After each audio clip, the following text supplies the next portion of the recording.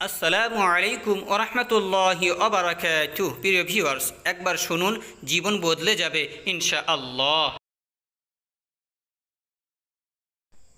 अल्लाह ताला ने उस कौम की हालत नहीं बदली जो अपने आप को नहीं बदला।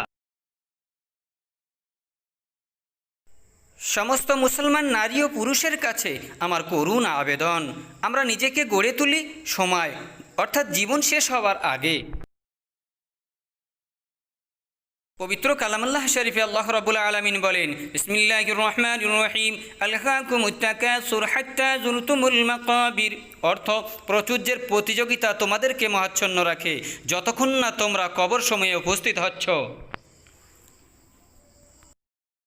কবরের আযাব খুবই কঠিন আযাব, মুখে বলা সহজ, যা হবে পরে দেখা যাবে। সেই মহান আল্লাহর শপথ করে বলছি, আমরা আমাদের রক্তে মাংসে গড়া শরীরে সহ করতে পারবো না। ইয়া আল্লাহ, আমাদের সকলকে মৃত্যুর আগে একটি পূর্ণাঙ্গ জীবন গড়ে তোলার তৌফিক দিন।